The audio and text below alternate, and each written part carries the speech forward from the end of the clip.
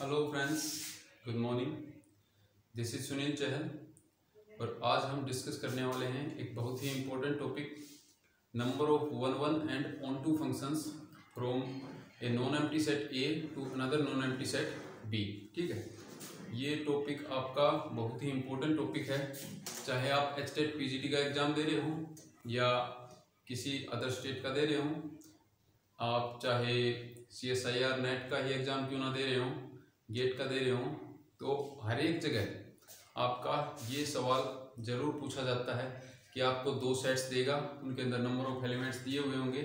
आपसे पूछेगा कि इस ए सेट से बी के ऊपर कितनी number of one one mapping हम डिफाइन कर सकते हैं या फिर कितनी ऑन टू मैपिंग्स डिफाइन कर सकते हैं। ठीक है, तो आज डिस्कस करेंगे। आपने फॉर्मूलाज तो काफ़ी बार पढ़ा होगा कि ए से बी के ऊपर कितने number of functions one one function आप डिफाइन कर सकते हैं या कितने number of onto functions आप डिफाइन कर सकते हैं, लेकिन उस फार्मूला को एक्सप्लेन करेंगे आज कि किस तरीके से वो फार्मूला आया है आपके पास। ठीक है, क्यों वही फार्मूला है आपके पास, आज वो डिस्कस करेंगे। ठीक है, तो let A and B be any two sets. ठीक है, let A and B be any two sets. ठीक है, कोई भी दो सेट्स हैं ए और बी, किस तरह से हैं कि number of elements in A आपके क्या हैं, एन है।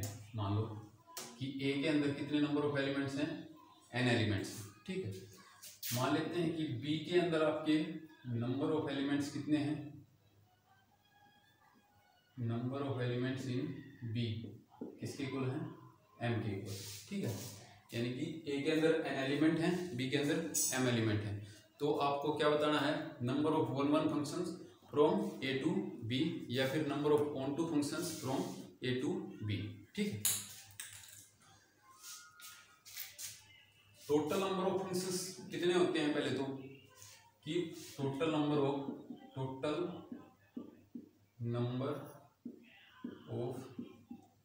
Functions from A to B, यानी ए से बी के ऊपर कितनी आप टोटल मैपिंग्स डिफाइन कर सकते हैं या कितने फंक्शंस डिफाइन कर सकते हैं, वो कितने होंगे आपके पास, m raised to power n। ठीक है, और ये क्यों होंगे, देखो इसके अंदर n एलिमेंट्स हैं। ठीक है, ये मान लिया आपका ए सेट है, 1 2 3 4 अप टू कितने एलिमेंट हैं, n एलिमेंट है। ये आपका क्या है, बी सेट है, ये आपका ए है और ये आपका बी सेट है। ठीक है, इसके अंदर कितने एलिमेंट हैं, एम एलिमेंट, यानी कि A1 A2 इस तरह से कितने एलिमेंट हैं, एम एलिमेंट इसके अंदर। ठीक है, यहाँ से देखो ये जो फर्स्ट एलिमेंट है इसको बी के किसी भी एलिमेंट से मैप होने के लिए कितनी चॉइस है इसके पास, फर्स्ट एलिमेंट को बी के किसी भी एलिमेंट से मैप होने के लिए कितनी चॉइस है, एम चॉइस है। ये 1 आपका A1 से भी मैप हो सकता है, ये 1 आपका A2 से भी हो सकता है और AM तक किसी भी एलिमेंट से मैप हो सकता है, यानी कि 1 के पास कितनी चॉइस है। ठीक है, ये एक तरह से परमुटेशन जब आपने चैप्टर किया होगा, मैंने करवाया हुआ है, इसका लिंक मैं डिस्क्रिप्शन में दे दूंगा। परमुटेशन चैप्टर जब हमने किया तो उसके अंदर क्या था कि आपके पास m चीज़ें हैं और आपके पास क्या है, n प्लेस हैं, तो उनको भरने के लिए आप किस तरह से अरेंज कर सकते हैं चीज़ों को, तो ये उसके जैसा है। ठीक है, यानी कि आपके पास क्या है कि फर्स्ट प्लेस, एक तरह से ये अगर इसे फर्स्ट प्लेस मानूं तो इस प्लेस को भरने के लिए कितनी चॉइस हैं, ये m चॉइस हैं। क्यों है, क्योंकि 1 इनमें से किसी भी एक के साथ मैप हो सकता है। ये किसके जैसा है कि मान लो कि ये एक पोजीशन है, 1 एक क्या है, पोजीशन, और इस पोजीशन को भरने के लिए हमारे पास कितने एलिमेंट हैं, m एलिमेंट है। ठीक है, तो इसकी कितनी चॉइस है फर्स्ट पोजीशन को भरने के लिए, या फिर ये कहूँ कि फर्स्ट जो इसका एलिमेंट है ए का, इसको इसके एलिमेंट्स के साथ मैप करने के लिए हमारे पास कितनी चॉइस है, m चॉइस है। ठीक है, तो ये तो हो गया आपके पास m फर्स्ट पोजीशन के लिए। अब जो 2 है इसको b के एलिमेंट्स के साथ मैप करने के लिए कितनी चॉइस है, कितनी है, इसके लिए भी m ही चॉइस है। ठीक है, ये तो नहीं कहा है, अभी तो हम टोटल नंबर ऑफ फंक्शंस की बात कर रहे हैं, वन वन या ऑन टू फंक्शन की बात नहीं कर रहे। ठीक है, तो बी के लिए भी कितनी जो जो सेकंड पोजीशन है यानी कि जो सेकंड एलिमेंट है ए का, उसके लिए भी कितनी चॉइस है बी के एलिमेंट्स के साथ मैप होने की। 2 भी तो A1 के साथ मैप हो सकता है, 2 A2 के साथ भी मैप हो सकता है, और 2 AM तक किसी भी एलिमेंट के साथ मैप हो सकता है बी के। ठीक है, तो यहाँ से हमारे पास क्या आएगा, जो सेकंड पोजीशन है उसके लिए भी कितनी आपके पास क्या आएगी चॉइसेस, M चॉइस। ठीक है, ऐसे ही थर्ड के लिए भी कितनी चॉइस आएंगी, M चॉइस। करते ऐसे करते करते कहाँ तक जाएंगी, M चॉइस। कितनी टर्म्स हैं ये, N टर्म्स। ठीक है, ये कितनी टर्म्स हैं, N टर्म्स। ठीक है, हर एक जो पोजीशन है या हर एक जो नंबर है ए का, हर एक जो एलिमेंट है उसके लिए आपके पास कितनी चॉइस है बी के अंदर मैप होने की, M चॉइस है। ठीक है, तो टोटल नंबर ऑफ चॉइस किसको देंगे आपको, टोटल नंबर ऑफ फंक्शंस।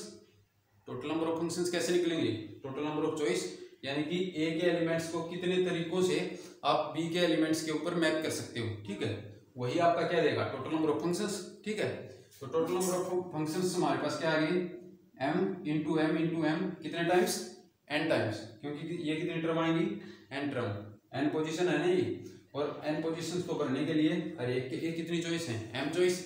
तो टोटल नंबर ऑफ चॉइस कितनी होगी हमारे पास, m इंटू एम कितनी टर्म्स हैं, n टर्म्स। इसका मतलब ये क्या होगा, m raised to power n, और यही आपका क्या है फॉर्मूला। ठीक है, तो total number of functions from a set, A non empty set A to another non empty set B कितनी होंगी, जब ए के अंदर n एलिमेंट है, बी के अंदर m एलिमेंट है, तो टोटल चॉइस कितनी होगी आपके पास, m raised to power n, यानी कि number of elements in B raised to power आपके पास number of elements in A, ये आपके पास क्या होंगे टोटल नंबर ऑफ फंक्शंस। अब बात करते हैं 1 फंक्शन की। ठीक है,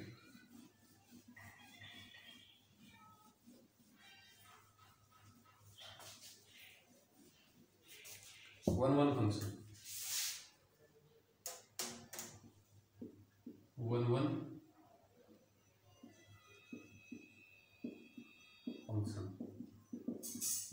ठीक है, पहले तो 1 फंक्शन होता क्या है, ये कोई सेट है ए, ये कोई सेट है बी।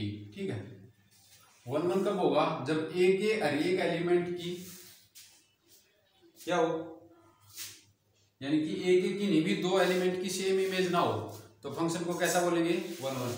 यानी कि ए के अंदर मान लो 1 2 3 4 ये 4 एलिमेंट है, बी के अंदर आपके पास A1 A2 A3 ये 3 ही एलिमेंट हैं। ठीक है, तो यहाँ से फंक्शन कब डिफाइन होगा, फंक्शन की डेफिनेशन है कि ए के हर एक एलिमेंट के लिए कोई ना कोई इमेज होनी चाहिए, और एक एलिमेंट की एक ही इमेज होनी चाहिए, एक से ज्यादा इमेज नहीं होनी चाहिए, तो उस मैपिंग को क्या बोलेंगे, फंक्शन बोलेंगे। ठीक है, तो यहाँ से 1 को मान लो मैंने A1 पे मैप कर दिया, 2 को A2 पे, 3 को A3 पे, यहाँ से 4 बच गया, तो 4 की कोई ना कोई इमेज तो होनी ही पड़ेगी, अदरवाइज ये फंक्शन नहीं होगा। ठीक है, तो मान लो 4 को इनमें से किसी एक के साथ मैप कर दिया, तो ये फंक्शन कैसा हुआ आपके पास, 1 नहीं होगा। क्यों, क्योंकि 1 की डेफिनेशन क्या है कि ए के 2 अलग अलग एलिमेंट्स की सेम इमेज नहीं आनी चाहिए। यहाँ पर क्या है, 2 की इमेज भी A2 है और 4 की इमेज भी क्या है A2 है। ठीक है, तो इसका मतलब फंक्शन कैसा है, ये 1 नहीं है। 1 फंक्शन के लिए क्या होगा कि अलग अलग एलिमेंट्स की इमेज कैसे आएंगी, अलग अलग ही आएंगी। ठीक है, तो उससे हम क्या सोच सकते हैं यहाँ से कि अगर ए के अंदर नंबर ऑफ एलिमेंट्स ज्यादा हैं बी से, तो आपका एक भी 1 फंक्शन आप डिफाइन नहीं कर सकते ए से बी के ऊपर। क्यों, क्योंकि अलग अलग एलिमेंट्स की अगर अलग अलग इमेज आएंगी, तो बी के अंदर कम से कम इसके अंदर जितने एलिमेंट हैं उतने एलिमेंट तो होने ही चाहिए। ठीक है, उससे ज़्यादा हो सकते हैं पर कम से कम उतने तो होने ही चाहिए, उससे कम होंगे तो 1 फंक्शन आप डिफाइन नहीं कर पाएंगे। ठीक है, तो यहाँ से हम क्या कर सकते हैं, ए के अंदर n एलिमेंट्स हैं और बी के अंदर कितने हैं m, इफ आपका n ग्रेटर देन m है तो आपके पास 0 1 फंक्शन आएंगे, यानी कि कोई भी 1 फंक्शन आप डिफाइन नहीं कर सकते ए से बी के ऊपर। ठीक है, अगर आपका n ग्रेटर देन m हो गया तो। ठीक है, दूसरा केस अगर n आपका लेस देन m हो तो क्या होगा। ठीक है, if n less than m हो तो आप डिफाइन कर सकते हो। ठीक है, तो उस केस में हमारे पास क्या होगा,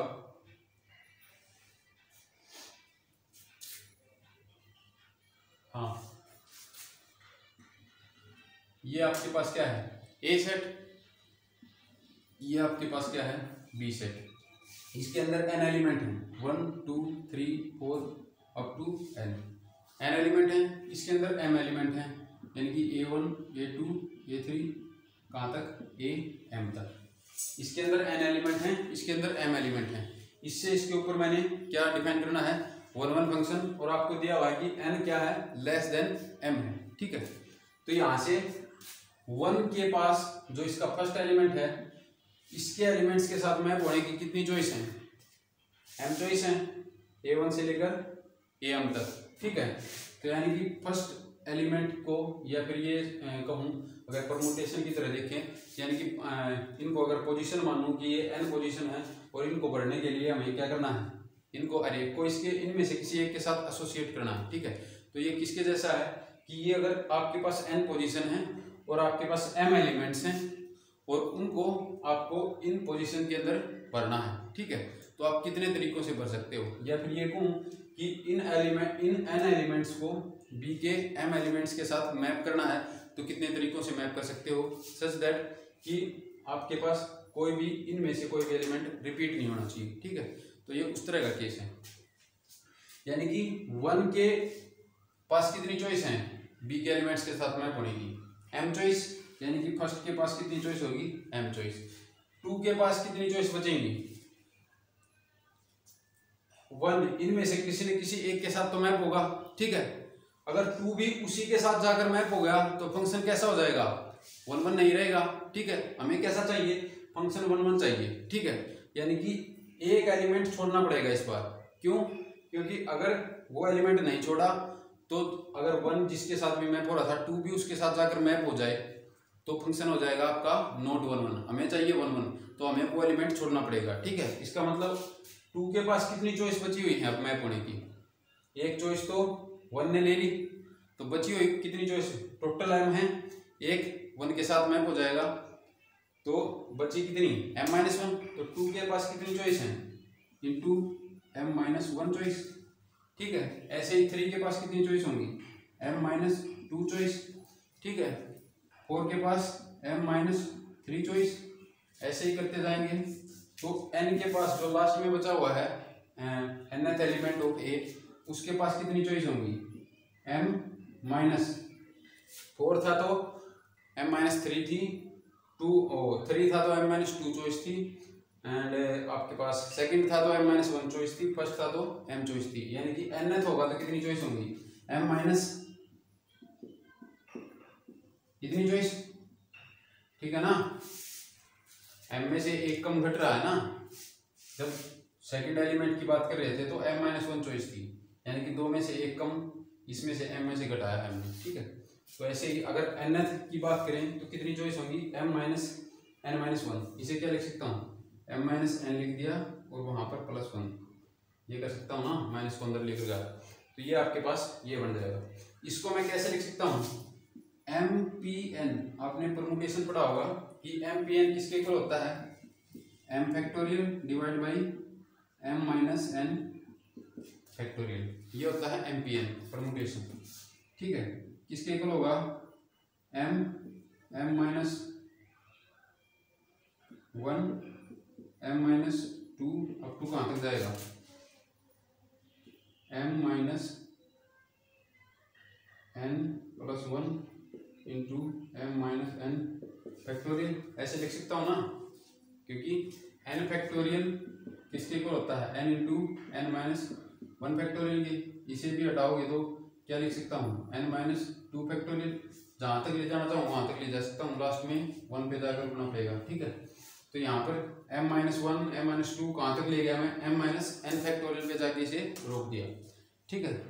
तो नेक्स्ट हमारे पास नीचे क्या है, m-n फैक्टोरियल है, इसको एज इट इज लिख दूं, m-n फैक्टोरियल, इससे ये कैंसिल, तो हमारे पास क्या बच गया, m-p-n किसके इक्वल आएगा, m into m-1 m-2 up to m-n+1, और हमारे पास टोटल नंबर ऑफ 1 1 फंक्शन ए से बी के ऊपर हमने कितने निकाले हैं, 1 1 फंक्शन, 1 1 फंक्शन कितने निकाले हैं, m into m-1 m-2 m minus n plus 1, यही क्या आ रहा है, m पे n की वैल्यू भी तो यही आ रही है ना, ठीक है।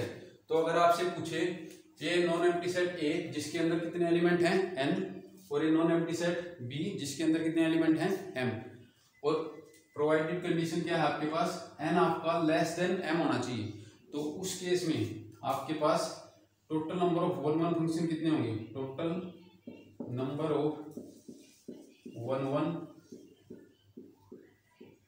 Functions, total number of one one function from A to B कितने होंगे, m p n, ठीक है। ये आपका फॉर्मूला आ गया कि अगर A के अंदर n एलिमेंट हैं, B के अंदर m एलिमेंट हैं, तो total number of one one function from A to B provided that n is less than m है, कितने होंगे, m p n, ठीक है। और अगर n ग्रेटर देन m है तो आपका एक भी फंक्शन वन वन नहीं डिफाइन कर सकते। अगर इक्वल की बात करूं, ये तो था ग्रेटर देन हो गया, लेस देन हो गया, अगर n इक्वल टू m आ जाए तो क्या होगा, इसके अंदर n equal to m put कर दो, ठीक है, क्या आएगा, या फिर m इक्वल टू n कर दो, एक ही बात है। यहाँ से क्या आ जाएगा, npn बन जाएगा ये, अगर m को n रखूं तो क्या बनेगा, npn किसके इक्वल होगा, n factorial divide by n minus n factorial, ये क्या होगा, जीरो फैक्टोरियल, और जीरो फैक्टोरियल क्या होता है, 1, यानी कि अगर दोनों के अंदर नंबर ऑफ एलिमेंट सेम है, ए के अंदर और बी के अंदर, तो total number of one one function आपके पास कितने बनेंगे, n फैक्टोरियल, ठीक है, फिर क्या बनेंगे, n फैक्टोरियल। तो ये था आपके पास number of one one function, तीनों केस की आपने क्या कर लिए, डिस्कस कर लिए कि जब n आपका लेस देन m हो, n आपका ग्रेटर देन m हो, और n आपका इक्वल टू m हो, तो total number of one one function कितने होंगे। अब बात करते हैं ऑन टू फंक्शन की, ठीक है, a से b के ऊपर total number of onto function कितने होंगे जब a के अंदर n एलिमेंट है और b के अंदर m एलिमेंट है, ठीक है। पहले एक छोटे एग्जांपल से शुरू करते हैं कि मान लो a के अंदर 4 एलिमेंट हैं और b के अंदर कितने हैं, 3 एलिमेंट, ठीक है। ए सेट ले लिया मैंने, इसके अंदर 4 एलिमेंट ले लिए, 1 2 3 4, बी सेट ले लिया, इसके अंदर 3 ले लिए, A1 A2 A3, ठीक है, ये एलिमेंट ले लिए बी के अंदर। हमें क्या बताना है, ए से बी के ऊपर ऑन टू फंक्शन कितने होंगे। ऑन टू फंक्शन कौन से होते हैं, जिसके अंदर बी के हर एक एलिमेंट के पास कम से कम एक प्री इमेज हो, ठीक है, यानी कि बी के हर एक एलिमेंट के पास क्या होना चाहिए, एक प्री इमेज, यानी कि बी का एक एलिमेंट किसी न किसी ए के किसी न किसी एलिमेंट की इमेज होना चाहिए, ठीक है। तो फंक्शन कैसा हो जाएगा आपका, ऑन टू फंक्शन, ठीक है। आपको निकालने हैं total number of onto function, ठीक है।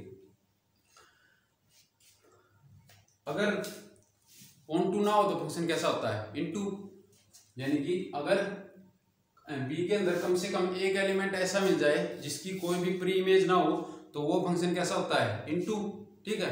और दोनों एक दूसरे क्या क्या होंगे, कॉम्प्लीमेंट जैसे होंगे, ठीक है। कैसे कि या तो ऑन टू होगा और ऑन टू नहीं होगा तो इनटू होगा, ठीक है, दो ही केस हो सकते हैं, ठीक है। तो अगर हमें total number of onto function निकालने हैं ए से बी के ऊपर, तो क्या कर सकता हूं, जितनी भी ए से बी के ऊपर मैपिंग है उन सब में से क्या करूं, total number of into mapping घटा दूं तो कितनी बच जाएंगी, ऑन टू मैपिंग बच जाएंगी, ठीक है।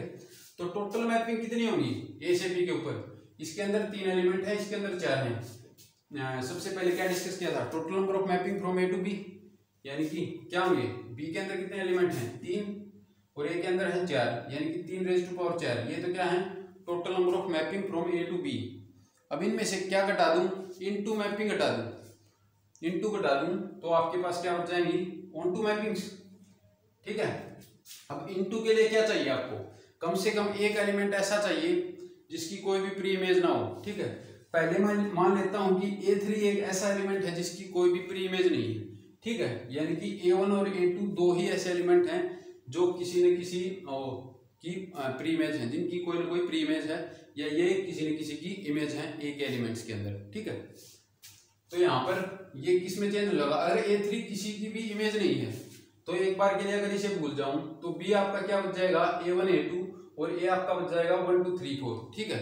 इससे इसके ऊपर जितनी भी मैपिंग होंगी वो सारी कितनी बनेंगी, अगर A3 को कंसीडर करेंगे तो क्या बनेंगी, सिर्फ अगर A1 और A2 पे मैप हो रहा है तो इनटू ही बनेगी ना वो सारी, ठीक है। तो A3 को अगर भूल जाऊं तो क्या बचेगा, B के अंदर 2 एलिमेंट्स हैं और A के अंदर 4 एलिमेंट्स हैं। टोटल मैपिंग कितनी होगी, 2⁴, ठीक है। यानी कि ये हो गया आपके पास 2⁴ इनटू मैपिंग। जब हमने क्या किया, A3 को चूज किया कि इसकी कोई भी प्री इमेज नहीं है, तो हमारे पास कितनी मैपिंग आई, 2⁴ मैपिंग आई, ठीक है। इसे घटा दिया मैंने, ठीक है। अब ये कोई जरूरी नहीं है कि A3 ही हम चूज करें। A3 की जगह अगर मैं A2 चूज करता तो फिर भी A1 A3 दो एलिमेंट बचते बीच के B के अंदर, और A से उनके ऊपर कितनी मैपिंग होती पॉसिबल, 2⁴, यानी कि वो 2⁴ भी मैंने घटा दिया, ठीक है।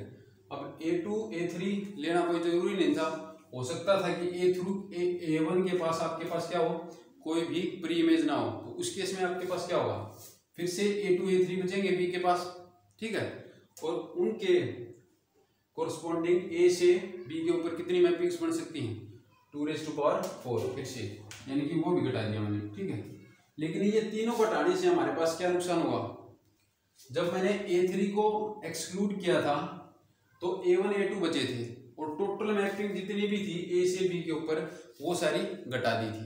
उन टोटल मैपिंग में एक मैपिंग ये थी कि 1 A1 पे हो, 2 भी A1 पे हो, 3 भी A1 पे हो, और 4 भी किस पे हो, A1 पे हो। एक मैपिंग ये थी, ठीक है। और एक मैपिंग ये थी कि 1 A1 पे हो, A2 पे हो, 2 भी A2 पे हो, 3 भी A2 पे हो, और 4 भी किस पे हो, A2 पे। दो मैपिंग ये थी ना, ठीक है। जब A3 को एक्सक्लूड कर दिया मैंने कि इसकी कोई भी प्री इमेज नहीं है, ठीक है, तो बचे दो एलिमेंट। उनमें क्या किया मैंने, 2⁴ जो मैपिंग थी वो सारी घटा दी। उनमें क्या थी, ये दो मैपिंग भी थी, ठीक है। अब जब A2 वाले को घटाया, A2 वाला ये केस लिया था, ठीक है, A2 वाले को घटाया, जब A1 और A3 बचा था, उसके अंदर भी क्या आएगा आपके पास, एक बार ये चारों A1 पे मैप होंगे और एक बार ये चारों A3 पे मैप होंगे, ये दो मैपिंग उसके अंदर भी आएंगी, ठीक है। तो यहाँ पर जब A3 को एक्सक्लूड किया तो A1 वाली इसमें ऑलरेडी घट चुकी है, ठीक है। और यहाँ पर जब A2 को एक्सक्लूड करूंगा तो A1 वाली फिर से घटेगी, ठीक है। तो ये जो A1 वाली मैपिंग है ये क्या होगी, 2 बार सब्ट्रैक्ट होगी। ऐसे ही A2 वाली भी क्या होगी, 2 बार सब्ट्रैक्ट होगी, और ऐसे ही A3 वाली भी क्या होगी, 2 बार सब्ट्रैक्ट होगी, ठीक है। तो इन तीनों मैपिंग्स को एक बार मुझे ऐड करना पड़ेगा, जब आपके पास क्या बचेंगी, टोटल ऑन2 मैपिंग्स, ठीक है। यानी कि अब क्या करूंगा, प्लस में आपके पास क्या होगा, 3 मैपिंग्स ऐड हो जाएंगी, ठीक है, 3 मैपिंग्स ऐड हो जाएंगी। तो टोटल नंबर ऑफ ऑन2 मैपिंग्स, अगर A में 4 एलिमेंट हैं, B में 3 एलिमेंट हैं, तो इस तरह से निकालेंगे, ठीक है। अब ये था कि A3 को एक्सक्लूड किया, फिर मैंने A2 को किया, फिर A1 को किया। ये किस तरह से देख सकता हूं मैं कि इन तीनों में से एक एलिमेंट को एक्सक्लूड कर रहा हूं मैं, तो इन तीनों में से एक को चूज करने के कितने तरीके हैं मेरे पास, 3C1, ठीक है। तो इस पूरे को ऐसे लिखने की बजाय मैं क्या लिख दूं कि माइनस में 3C1 इंटू 2⁴, ये था ना, क्योंकि 3C1 क्या आएगा, 3 टाइम्स ही घटाया था ना 2⁴ को, ये और ये दोनों क्या बात थी, सेम ही बात थी, ठीक है। यहां से देखूं, यहाँ क्या था, A1 2 बार घट रहा था, यानी कि एक एलिमेंट ऐसा था अगर सारे उसके ऊपर मैप हो रहे हो तो वो 2 बार घट गया।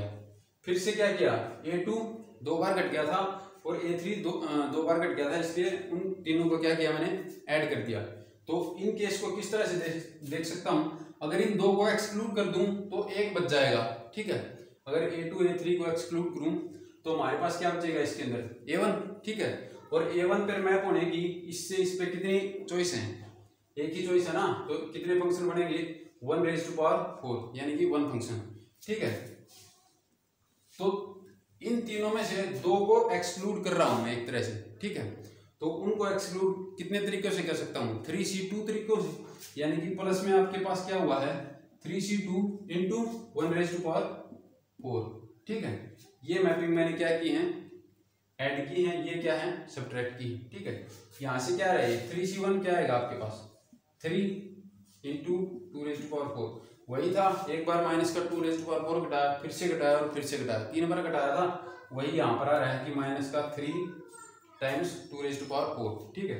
फिर क्या किया था 3c2 भी 3 आएगा प्लस में 3 और 1⁴ 1 आएगा, तो उसमें भी 3 ऐड किया था। या उसे इस तरीके से लिख लूँ या उस तरीके से लिख लूँ, दोनों में क्या होगा सेम बात होगी, ठीक है। तो यहाँ से ये क्या है एक पैटर्न मिल रहा है हमें, ठीक है। अगर 3 की जगह क्या रखूँ m रखूँ और 4 की जगह क्या रखूँ n रखूँ, तो हमारे पास क्या आएगा m⁴n माइनस यहाँ क्या रखना है m, यानी कि MC1 और ये क्या है 2 है। यहाँ पर 3 की पावर 4 है, 2 की पावर 4 है, 1 की पावर 4 है, एक एक क्या हो रहा है सब्ट्रैक्ट हो रहा है, ठीक है।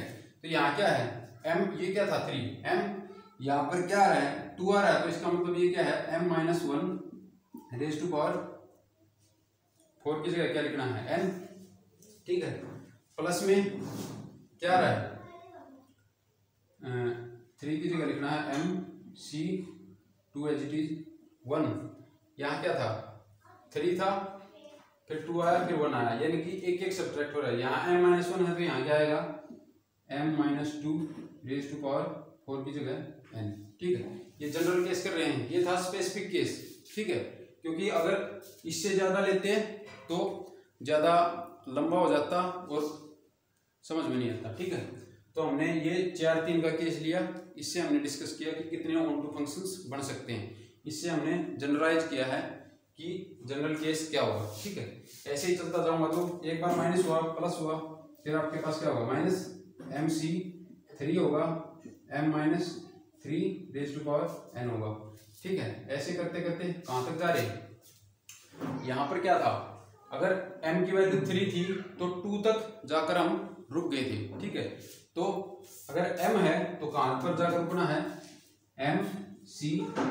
m-1, ठीक है। और यहाँ पर जो भी नीचे है वही घट रहा है ना यहाँ पर, तो यानी कि m-1 और कंप्लीट की पावर क्या है n। ये आपका क्या बन गया पैटर्न बन गया, ठीक है। यहाँ पर क्या है जब नीचे 1 था तो -1 आ रहा है, नीचे 2 था तो पॉजिटिव आ रहा है, 3 था तो नेगेटिव आ रहा है। इसको पूरे को किस तरह से लिख सकता हूँ, यहाँ पर -1m-1 कर दूं, ठीक है। तो ये आपका क्या बन गया जनरल तरीका। जो भी आपका नंबर हो, अगर आपको ऑन टू फंक्शन निकालने हैं ए से बी के ऊपर, तो जो आपका फॉर्मूला है वो क्या होगा टोटल नंबर ऑफ फंक्शंस में से टोटल इनटू फंक्शन घटा रहे हैं, ठीक है। और वो किस तरह से निकाल देंगे इस तरह से। अगर इसे कॉम्पैक्ट फॉर्म में लिखूं तो क्या लिख सकता हूँ m⁴n है, प्लस में क्या लिख दिया समीशन r फ्रॉम 1 से शुरू हो रहा है 1 to कहाँ तक जा रहा है m-1 तक, 1 to m-1 -1⁴ क्या है r इंटू हर एक में MCR आ रहा है ना, MC1 MC2 MC3, यानी कि MCR इंटू में m-r⁴n। ये आपका क्या है फार्मूला है ऑन टू फंक्शंस निकालने का। ए से बी के ऊपर कितने ऑन टू फंक्शंस होंगे, ठीक है। अगर चेक करते हैं फॉर्मूला सही है नहीं, मान लो ए के अंदर 3 एलिमेंट हैं 1 2 3 और बी के अंदर 2 एलिमेंट हैं A1 A2। ये है आपके पास, ये है आपके पास A, ये है आपके पास B, ठीक है। तो देखिए तो ऑन टू फंक्शन कितने होंगे जब A1 A2 दोनों की क्या हो पूरी इमेज हो, यानी कि प्री इमेज हो A1 और A2 के पास, ठीक है।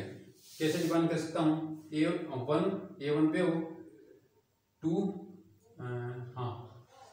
2 आपका A2 पे हो 3 आपका A1 पे हो। एक फंक्शन तो ये हो गया F1, ठीक है।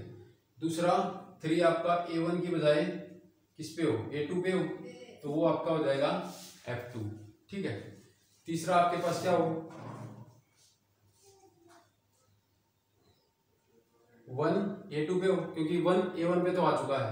अब 1 को क्या ले लूं A2 पे और 2 को ले लूं A1 पे। 1 को ले लिया A2 पे, 2 को ले लिया A1 पे, ठीक है। फिर क्या होगा एक बार 3 A1 के साथ हो 3 A2 के साथ हो, दो फंक्शन वहां जाएंगे F3 F4, ठीक है, 2 वो आगे। नेक्स्ट है आपके पास, अगर इसको ऐसे ही छोड़ दूं, यानी कि 3A1 पे हो और 2A2 पे हो, एक फंक्शन यहां से आएगा F5, ठीक है, और एक हो कि 3A2 पे हो, हाँ 3A2 पे हो, और ये आपका A1 पे हो और 2 आपका A1 पे हो, एक फंक्शन यहाँ से आएगा। तो टोटल ये 6 फंक्शन आएंगे जो कि आपके क्या होंगे, ऑन टू फंक्शन होंगे, ठीक है। अब फार्मूले से देखो कितने आएंगे। फार्मूले में क्या था, 2 है, यहाँ 3 है, 2⁻3, ठीक है। माइनस में क्या करना है, 2C1, ठीक है, 2C1, और क्या करना है 2 - 1, 2 - 1 n क्या है 3, यानी कि 1⁻3, 2C1 क्या आएगा 2 ही आएगा, ठीक है, और ये 2⁻3 क्या आएगा 8 आएगा, यानी कि 8 - 2, एक कम तक जाना था ना, 2C1 ही आएगा, क्योंकि 2C2 करेंगे तो 0 ही आ जाएगा, ठीक है। तो उस केस में वो कैंसिल, यहाँ पर क्या बचेगा 8 - 2 = 6। तो फार्मूले से हमारे पास क्या आ गया 6, और वैसे भी हमारे पास कितने फंक्शन आए थे 6, ठीक है। या फिर ये तो थोड़ा कंफ्यूजिंग हो गया था, ये भी कर सकते थे कि ए के पास 3 एलिमेंट हैं और बी के पास 2 एलिमेंट्स हैं, ठीक है। तो ऑन टू फंक्शन अगर मुझे निकालने हैं तो टोटल नंबर ऑफ फंक्शंस में से मैं क्या घटा दूं, इनटू फंक्शन घटा दूं। टोटल नंबर ऑफ फंक्शंस कितने होंगे इसके अंदर 2⁻3, ठीक है, और total number of into function क्या होंगे, इनटू कब होंगे, एक बार तो A2 को एक्सक्लूड कर सकते हैं और सिर्फ एक ही एलिमेंट बचेगा, तो एक ही फंक्शन आएगा जिसके अंदर क्या होंगे, तीनों के तीनों A1 पे मैप होंगे। एक इनटू फंक्शन ये होगा, यानी कि -1 ये कर दिया।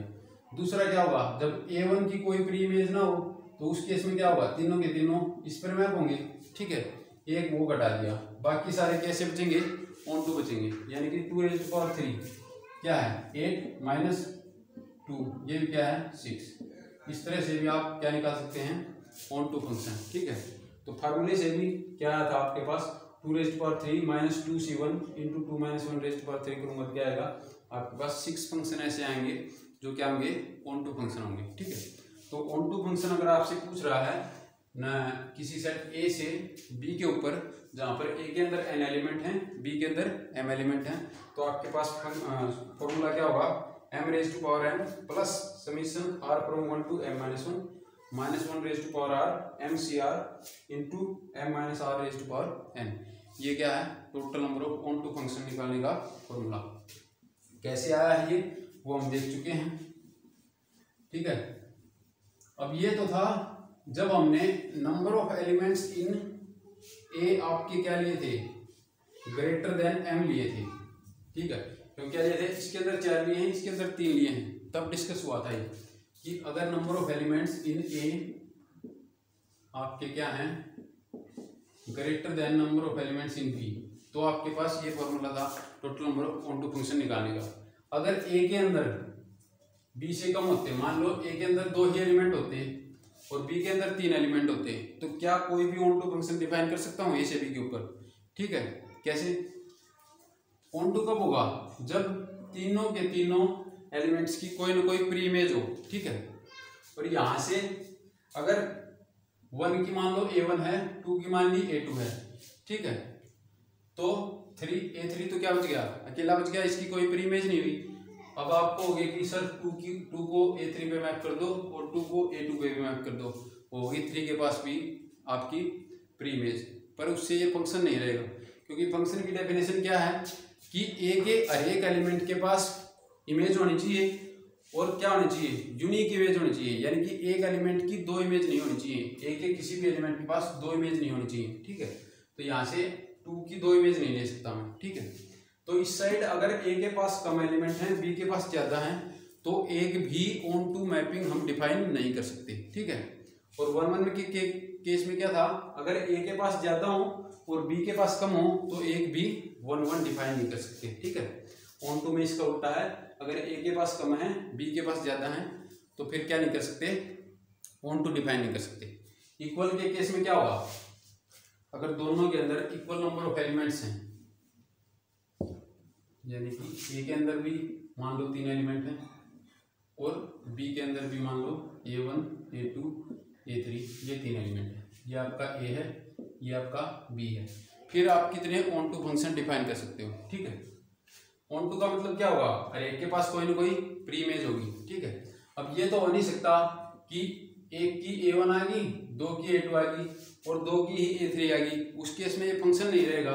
यानी कि जो ये तीसरा है, ये इन जो ए का तीसरा बच गया उसी की इमेज होनी चाहिए, इसके अलावा और किसी की इमेज नहीं हो सकता। जो ये पहले दो हैं इनमें से तो किसी की इमेज नहीं हो सकता ना, ठीक है। तो यहाँ से क्या होगा, अगर दोनों के अंदर नंबर ऑफ एलिमेंट्स क्या हैं, सेम हैं, तो ऑन टू फंक्शंस ऑटोमेटिकली क्या बन जाएंगे, 1 1 फंक्शन भी होंगे, ठीक है। अगर दो सेट्स हैं आपके पास ए से बी के ऊपर कोई फंक्शन, अगर उनके अंदर नंबर ऑफ एलिमेंट सेम है, ठीक है, तो ए से बी के ऊपर जितने भी 1 1 फंक्शन होंगे वो सारे के सारे कैसे होंगे, ऑन टू भी होंगे ऑटोमेटिकली, ठीक है। तो ये था आपका। तो हमने क्या देखा था, अगर दोनों के अंदर सेम नंबर ऑफ एलिमेंट्स हैं तो 1 1 फंक्शन कितने होते थे, n फैक्टोरियल, ए के अंदर भी n है और बी के अंदर भी n है, तो टोटल नंबर ऑफ 1 1 फंक्शन कितने थे, n फैक्टोरियल। और अगर ऑन टू पूछे तो उस केस में सभी 1 1 फंक्शन कैसे होते हैं, ऑन टू, और सभी ऑन टू कैसे होते हैं, 1 1।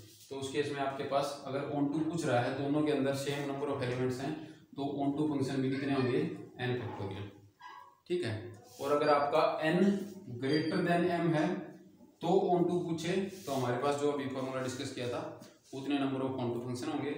और n आपका लेस देन m हो और ऑन टू फंक्शन पूछ रहा है तो एक भी ऑन टू फंक्शन आपका नहीं होगा ए से बी के ऊपर। तो ये था आपका number of functions from A non empty set A to non empty set B. 1 1 function कितने होंगे या फिर ऑन टू फंक्शन कितने होंगे और टोटल नंबर ऑफ फंक्शंस कितने होंगे, फॉर्मूलाज किस तरह से आए हैं, ठीक है।